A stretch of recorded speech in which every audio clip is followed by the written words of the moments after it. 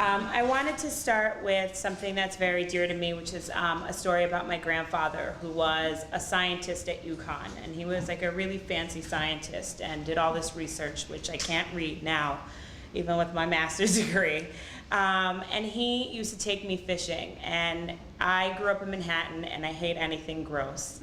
And so it was really hard for me to kind of get into the groove of like quietness and worms. And so I remember though that I was really engaged and I loved my time with him. And I remember that he used to always catch fish that were so much cooler than the ones that I catch. I always caught perch and he would catch salmon and bass, and I was like either like he's like a fish whisperer or he's setting me up. But one time he caught a walleye, and I remember he brought it back and he was filleting it really delicately and expertly and taking his time, and I was like captivated by how gross it was but how cool this was at the same time. And he was talking about the fish, and then he said to me, "I bet you didn't know that they have these," and he pulled out walleyes have hard drums in their ear. And I thought, like, this is so cool. And I remember washing them off and carrying them in my pocket for a very long time, which was not very happy. My mom wasn't happy, but I loved it. And I really got to feel that fish are made differently. They look much different in the supermarket than they did when my grandfather cleaned them. And so for me, when I think about my experience about the Art of Teaching program, I think about the power of reflection, that seeing and thinking of this whole year that I'm about to finish, how that one reflection of my grandfather really speaks to me about the power of early childhood education experiences, and how when I was growing up, I couldn't have possibly imagined that at the age of 30, I'd be telling that story to all of you. And for me, that story really speaks to why children need early childhood education experiences. And I remember sitting in class with my friend Dave, and we just told Mary, I remember always getting in trouble for talking and being like, why are we learning so much about children when they're so young? Why don't we learn about kids when they're older? And then I went to George Hebron's classroom. And I got it. I got it. These were kids who were kindergarteners who were experiencing early childhood, and they obviously came from experiences at that young age that made them want to learn. And they weren't just learning to be older or just to say that they knew things. They were curious. And they wanted to learn, and they asked me so many questions, and it was more than I thought that at that time would be helpful for me now as a second grade teacher. And so I wanted to share a quote from John Dewey, that the belief that all genuine education comes about through experience does not mean that all experiences are genuinely or equally educative. And so when we talk about children and how they have life experiences, I think of more qualitative life experiences. And I think about the experiences that I see very clearly, of like George saying to me, we're getting on a bus and we're taking a trip around the neighborhood. And I was like, that's not fun, but fine, let's go. And George being like, just watch. And the kids, they lived in the neighborhood, but they were captivated.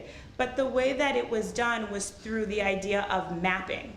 And the kids were learning how to map, which is so different than I'm just gonna take you on a journey to meet your neighbors. They learned how to map through that. So when I read this Dewey quote, it really spoke to that. And it also spoke to the other teachers that I spent a lot of time with, Claudia and Zoe, who's here. And just having the children be able to experience great quality time with adults that would facilitate learning experiences without imposing their views or what they felt a child needs to know at the end of a certain year. Which brings me to the school that I currently work in.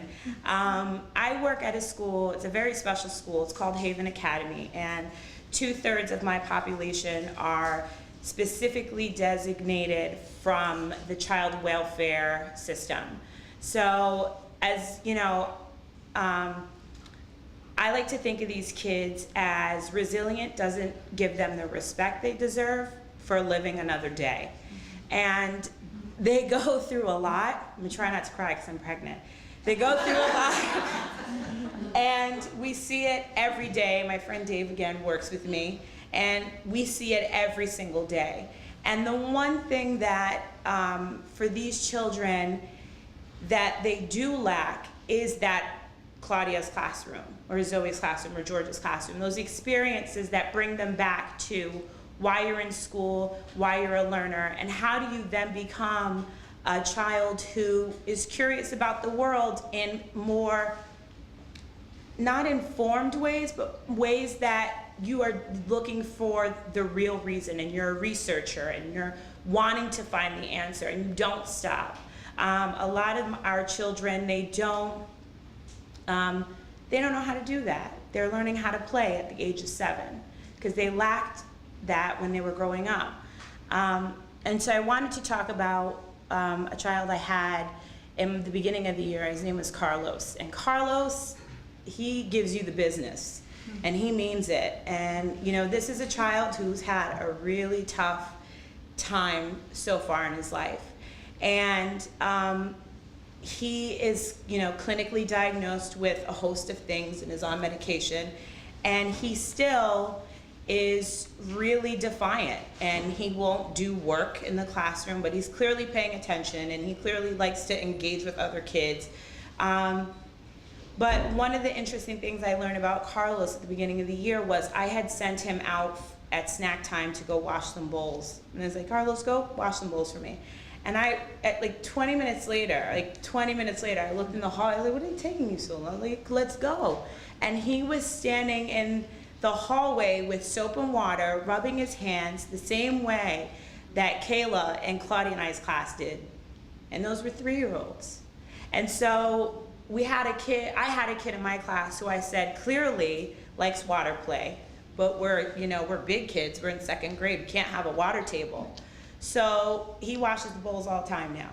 That's just who he is. And those are the kinds of experiences that I feel that this program has prepared me for, is how do you realize that some children are lacking a foundation of learning, and they still will call out for it. They will not stop asking for it.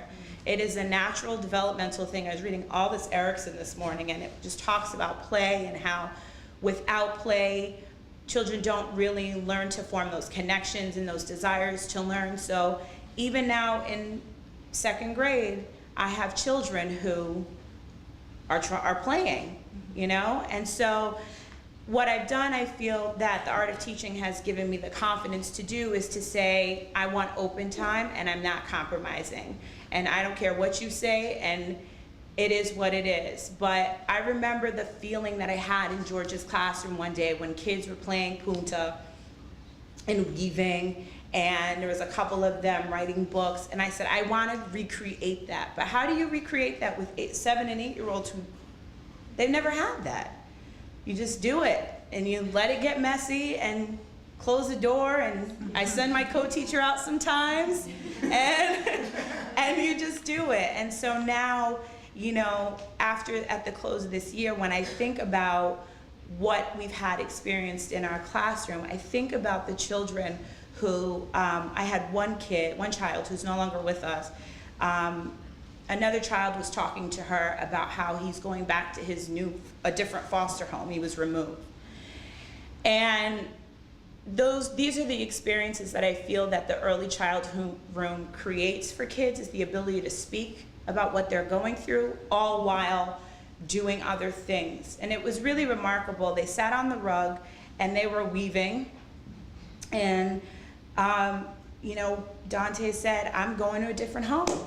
And Carol said, you know, sometimes that's good, because my dad, he was doing stuff and I left, and they put me in a new home, and like they do my hair like this, and they buy me pastelitos, so it's like really cool sometimes.